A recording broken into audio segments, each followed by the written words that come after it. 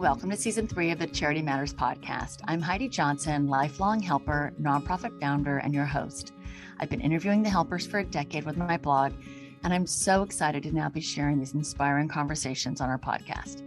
Join me as we learn the challenges and stories of innovators, entrepreneurs, and modern-day heroes who set out to solve the problems of humanity. Today, our guest is Mike Gottlieb, co-founder of West Coast Sports Associates, a nonprofit that makes youth sports possible in underserved communities for thousands and thousands of children each year. Join us as we learn how four buddies who love sports have changed the lives of tens of thousands of children. You're not going to want to miss this. We are so excited to have Mike Gottlieb today of the West Coast Sports Associates, and to hear a little bit about this incredible work that you're doing to support youth sports in Southern California. And I'm really excited to hear about everything that you're doing and all these amazing programs that you're supporting. So welcome, Mike. Thank you for joining us today.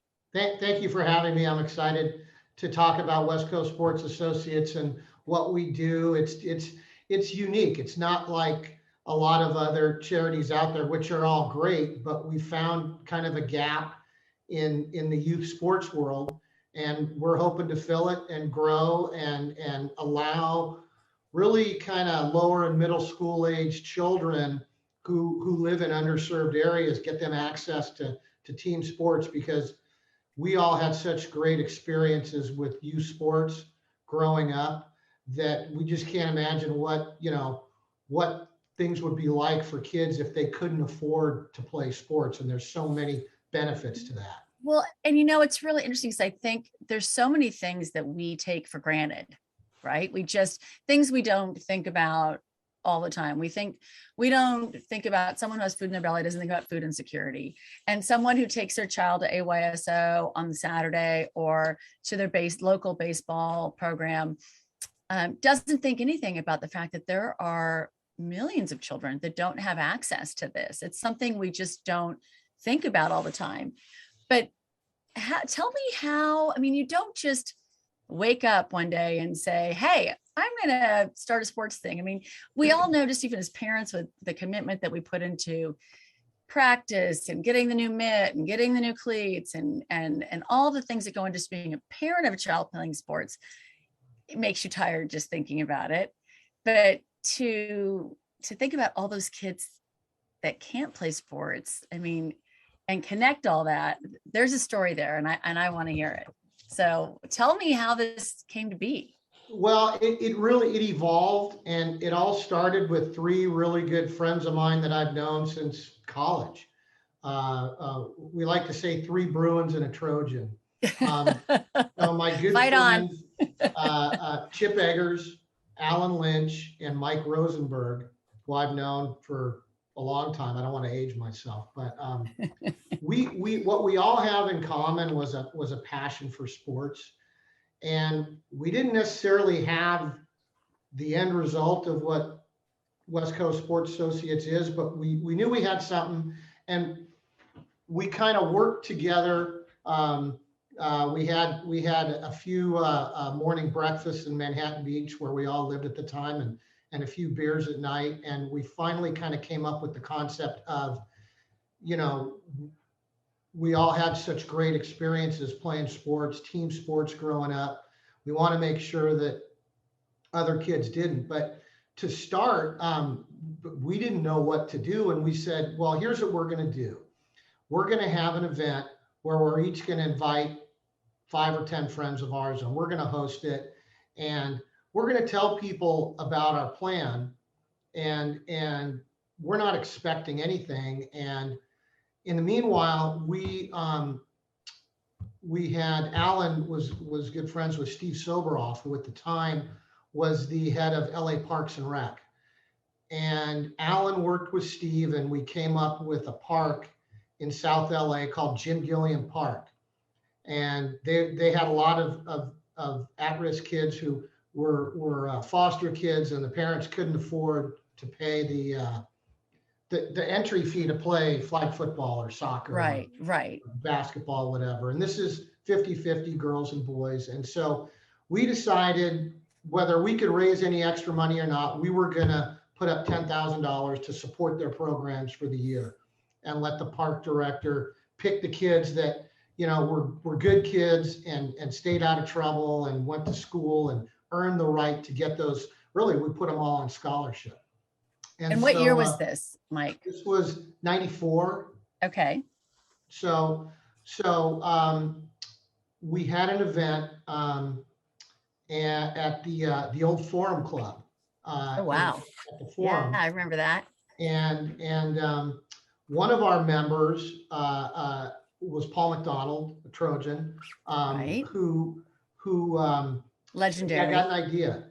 I know Roy Firestone, and why don't we get Roy to come do he does a great song and dance act. So we had Roy show up, and Roy was just doing Paul a favor. And when I told Roy about what we're doing, he was genuinely moved and thought this was a great idea, because he does so many events and things, and he had never seen this. So Roy did the event. We had a great time. Roy is one of the best interviewers ever. He's the best sports interviewer ever, I think. And every year at our gala, he interviews our honoree, and it's always a great, tear-jerking Jerry Maguire event. You're not going to make me cry, Roy, and we all do. But anyway, Roy really liked what we were doing. So Paul and I reached out to Roy and said, hey, we'd love to have you involved with our group, have a big fundraiser every year, and we'd love you to interview our honoree and name the award after you. And he was really moved. So we've had 25 years of the Roy Firestone Award. And so we started off with just 4 of us committing $10,000 to growing to putting out about $200,000 a year. And it just happened. It just happened because we all had this passion. Everybody in the group had this same passion. Well, and that's how it starts, right? I think, I think, and I hope people that are listening realize this. I think sometimes people don't realize, that it just takes people that care. It doesn't take a lot to make a big difference, and people that care.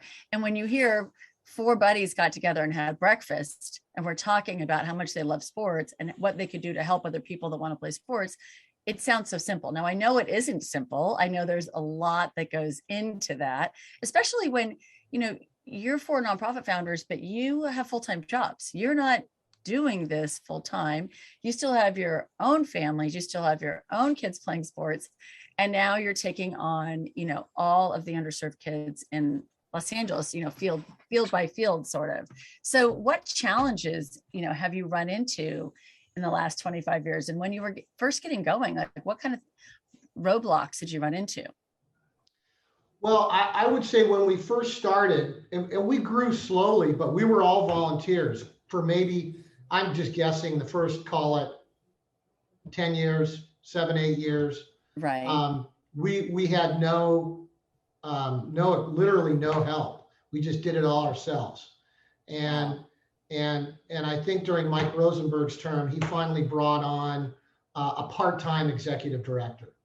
And part-time evolved over the years to full-time, which we have now, a full-time executive director. But our treasurers volunteer, our board members are we're all volunteers. And so the founders have all taken turns being president. We had 2 other presidents, Mike Solom and Sam Lagana. And I've known Mike's another Loyola guy, and Sam, I've known them since grammar school. So it's kind of between the 4 founders, everyone in our group, there's a connection to one of the 4. Right. And we all have this passion for sports. I guess I could say I turned an addiction into sports into something positive. Well, I think that's a beautiful thing, because that's what a passion should be, something positive and something that, think of all of the, the impact that you're making. I was reading some of the statistics that you sent over, and I thought that they were really interesting. And I didn't realize that kids that play sports have 40% higher test scores. I didn't think about obviously I thought about if you're playing sports, you're not after school, you're not getting in trouble. I've been really involved with Bourbon Day High School for 10 years in Watts in South Central. And I've seen, 100% of our boys who live in poverty go to four-year college. But I know that a lot of them had to be in sports or in after school activities in order to stay out of the gangs and to stay out of trouble. And it isn't just about playing sports. It's all the benefits of the things that you provide them that are things that we don't think about. I mean, there's a lot of impact there.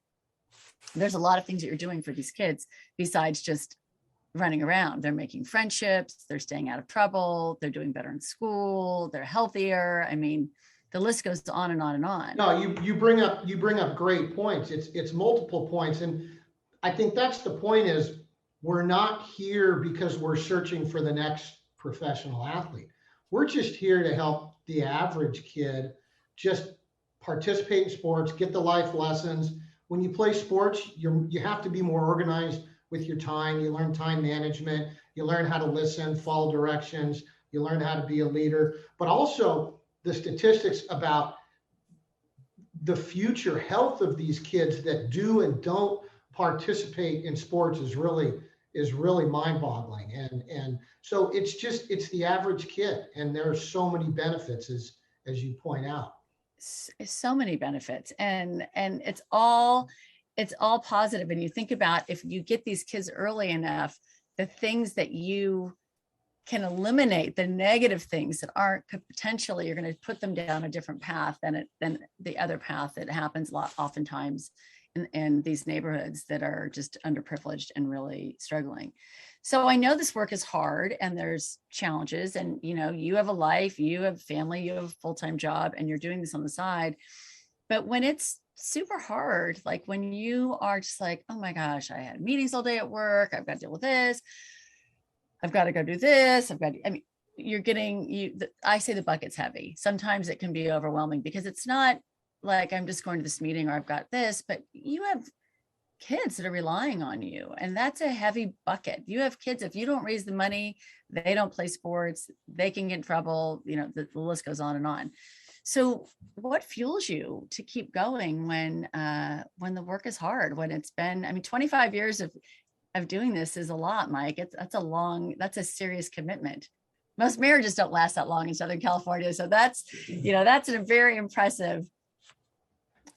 Well, I'll tell you, it's kind of a combination of timing, and while all of us are committed, when we started the group, I told Chip, I said, Chip, if you be our first president, I'll kind of do all the legwork for the big event. So that was kind of the trade-off. I just was not in a position to do that. Chip was, and then Chip served as president for 5 years. Then Mike Rosenberg did. And during Chip's term, he had the time, but 5 years was a lot. Mike served for 5 years. Each time we had a new president, they added something to the equation to make us more efficient. Then Alan Lynch was president for longer than 5 years. Alan finally said, okay, because I guess you have to choose your successor or you stay in the position. And so Alan handed off to Sam Lagana and then Mike Rosenberg. And then finally, I'm an empty nester 3 years ago. And I said, hey, guess what? Even though I'm in Orange County, I can do it now. So I'm excited to do it. We've all had the time and the passion to do it. You can't do it if you don't. You just can't. 100%. And we're all lucky to have had good help. Susie Lee is our executive director. She's been fantastic. Daniel Wu is our voluntary board treasurer. He's been fantastic, added a lot of new way to do things. And we try to be just more efficient. Just stick to our plan. The programs we've got a lot of repeat programs, and I would say half of our programs are different parks in LA City Parks and Recs, and the other half are nonprofits that directly do different sports like Harlem Lacrosse, Beat the Streets for wrestling. We've done. So you not only support the Parks and Recs departments, but then in addition, you go in and you give funds to nonprofits that are already trying to do some of this work. You're Right. backing There's them. groups that work with special needs kids, and we've done swimming in Santa Ana, and we've done um, we did actually the first ever public-private partnership between AYSO and the city of LA. I was 20 some years ago. It was Wow. because I remember I was there to do it. I was surprised that AYSO and the city had never done anything together. But when you understand how AYSO works, they're all volunteers, and they don't have a big budget like the clubs. So they really have to kind of scrap to get facilities, to get fields. And so we put together the first ever partnership with LA, and that was due to Steve Sobroff and AYSO working with us. So we were really excited to do that, and have done more of those public-private partnerships. And we're trying to kind of do more to empower, whether it's a nonprofit or the parks. So that the idea is, we hope that when we start with a particular location, that we get them off the ground, and then they can kind of ultimately become self-sufficient in raising their own funds. And then we can take that money and, find someone else. And that's what we've tried to do. That's great. So you're trying to give them kind of the pull and not necessarily the fish. You're trying to give them the tools that they need to hopefully be self-sustaining. Well, and there's so many pieces of the sports equation. I think about, and I don't know if you know, Claire from the Sebastian Project, St. Sebastian Project, but she raises funds for uniforms for low-income Catholic schools. These kids don't have that. She's Manhattan Beach mom, and they went to play against a team somewhere in South Central Los Angeles. And they showed up, and the kids didn't have uniforms, didn't have funds for uniforms, the equipment. I mean, she said it was so shocking for the kids from the Manhattan Beach schools. Were equally just, what can we do here? Something is really not level set here before we even start this game. And so she started the St. Sebastian Project to provide uniforms and sports equipment for low-income, underserved areas in Catholic schools. And I thought, I've never even thought about the fact that kids don't even have uniforms to play. Well, you bring up an interesting point about uniforms, because what we first learned with Jim Gilliam Park, and it's all the same throughout with all the other parks, is that those uniforms mean a lot. And so at Jim Gilliam, had we not stepped up with the money, they might have had a program, but no uniforms, no referees. Those programs have a cost, and that's what we're coming to do. But the uniforms really are a sense of pride, and it really gives them self-esteem. And so I commend them for what they're doing. That's fantastic. Yeah, I need to connect you, because they need to get on your list, Yes. to get a little bit of love. I'll try to connect you guys. And nothing makes me happier than bringing nonprofits together. Well, I mean, have you ever had like a moment when I know that when you four of you sat down and had breakfast, you weren't doing this for your own ego. You weren't doing this for any big payout. You were doing this because you love sports and you wanted to give back. But have you ever had a moment where you have seen, whether you're at a game or you're seeing kids playing something, and it's not like, hey, I did that, but that you just feel like maybe you had a tiny cog in a bigger wheel, that you can feel like you got some sort of emotional payday for this work? Because you don't do it for the money. It's not why we do this work. But if you have any like example or story of a moment where that maybe you've been part of making a difference in someone's life. Well, I would say generally every year we have our big gala, the Roy Firestone Award dinner gala. And at the gala, we'll honor a famous honoree, and we'll show a 5-minute video about WSA. And in it, you'll see kids playing sports and testimonials from some of the program directors and the kids. And every time I see that, I get pretty excited. I'll tear up, and it's great. And when we get those testimonials, and I read about some athletes that have come out. We've been doing this so long. I mean, I read the other day that Russell Westbrook used to play sports at one of our parks. Whether he was in a program of ours, I don't know. And there's there's someone who played for the Dallas Cowboys who played at another park. So we do it enough, we're going to get some success stories. And so those success stories are pretty exciting too, because you never know. The kid who can't play, he's going to do something else. And in those underserved areas, that something else may not be good. And who knows? We just hope, and I think we all know in our hearts, there's kids we've saved because they've been able to play sports. How many? I don't know, but I know for a fact that happened. Oh no, I know for a fact too. We have in Pasadena, we had an area in northern Pasadena that started a football program, and it was so successful that everybody in Pasadena wanted to go. The underserved people that had, that didn't need to go to this football area. And my husband became an assistant coach who got really involved, and my kids did too.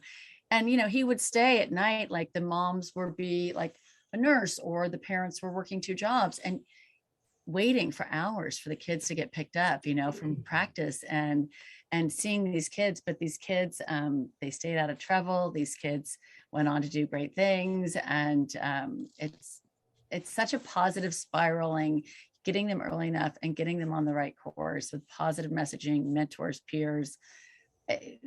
It's only good stuff. Like, it's just such a great path to take. And I think about how many thousands of kids, tens of thousands of kids you guys have impacted in 25 years. It's significant. So if you could dream any dream, because in 1994, when the 4 of you sat down to have breakfast and you're just talking about, wouldn't this be great if we did something? I don't think you probably thought you'd even be where you are now. But if you could dream anything going forward for WSA, what would that be? What does that look like? We've thought about expanding, and so we're doing more in Orange County. That was kind of a test model. So we have events down here, and we've sponsored some programs down here. But could we do something in San Diego and San Francisco and Bakersfield and Portland, Seattle, and then we're really on the whole West Coast. I mean, I would love to be able to see this happen in other cities, and there are other groups that do things like this. Not exactly, but in every major city there is some group that's helping youth sports, and there's plenty more that are helping youth sports in Southern California. And we've kind of got a template that, in theory, we could, franchise it or something. Right, it would be great to see this adapted in other cities and help more kids. I think that what's so inspiring is that, and what I think it's inspiring, and it's also, I don't want to say typical of the nonprofit founder, but most people start a nonprofit. They don't start out saying, I'm going to serve 10,000 people. They just want to help 1 or 2 people. They start out with just a simple idea and a pure intention of trying to help a few people. And in your case, you were just going to all right, let's take on 1 park. And now you have hundreds of organizations and parks, and you're everywhere. And I just love how the dream just keeps getting bigger with all of these organizations, because it's a blessing and a curse that we don't stop. We're sometimes our own worst enemy, because we think, oh, well, we did that. Well, now we can do that. Well, next year we can do that. But that's how they grow, and that's how more get brought in. It never starts out with that way. But I don't see why you can't replicate it. I mean, you just keep going. There's no need to stop. It seems like you're definitely on a roll. I think I would say you bring up something that is important to us as the founders are all aging. We want to make sure that the next generation continues this. So, while it would be great to expand, we also want to make sure that we keep going. And so we have this, we call it the junior program, where we're sponsoring anyone under 35. Hey, You're a member for free. You come to all of our events because we're looking to groom future leaders. And we have everyone from high school kids on up to kids in their, or, younger adults in their mid 30s, which is, we were all, roughly late 20s, early 30s when we started this group. And so we've actually got a good group. We're all always looking for more, but we're really excited that there's a younger energy that thinks this is a great mission and wants to keep it going. I have a member for you, but I'll give it to you offline. But Great. I have one of my three boys is prime for this. So we'll talk offline about this, but this is definitely in his wheelhouse. And I think that it's brilliant because we do have to bring, when we have these organizations and we build these organizations, there can be kind of a founder syndrome. There can be transition challenges. People don't always think ahead about that. People think, oh, the people that started it will be here forever. And then all of a sudden they're not, and there's no plan. So I think that it's brilliant that you're already grooming the next generation of leaders to take this over, because that's how these things go on. And we need to have passionate community volunteers and people that care about this. And it's not just on us. It's time. There comes a time to hand the torch. So your time might not be just yet. You're just getting going, Mike, but it could happen. So what life lessons? I mean, 25 years of service, like I said, is a very long time.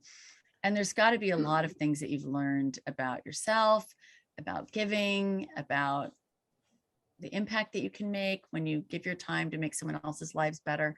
So what are some of the lessons you've learned in this quarter century? Well, gosh, you look back and like I say, we didn't know when we started where we were going, but looking back on it, I feel really good that not only have we helped the kids, but we've energized people in our group to go out and not only help our mission, but they've also expanded into other youth, helping other youth out, whether it's sports or academics or other at-risk kids. And I think we've created an inertia that, and we're examples to other people. And I think that's really what I look back and I say, okay, what did four people do? Well, we've energized hundreds of people, and we've raised, we're into the probably $5 million plus range of how much money we've raised. But it's just, I think it's the domino effect, a really positive domino effect. And we think, well, without our money and without us, that doesn't happen. So that feels good. And it should feel good, because I think that what nonprofit founders have in common, that they don't necessarily realize that they have, but they have the passion, which is the torch, and they spread the fire. They light all those other candles that somehow keep going and going. And again, it's not, when you start, you're not starting for that. You're not even thinking about that. You're just thinking about a task at hand that you want to accomplish, something that you think you can do. But when you look back, you realize how many of the people that you've inspired, and to your point, the positive domino effect that you've had in multiple communities, with multiple people. And that's the good stuff. That's the stuff that we need more of in this world, because we turn on the news and it's not always a joyful, sunny picture that we see.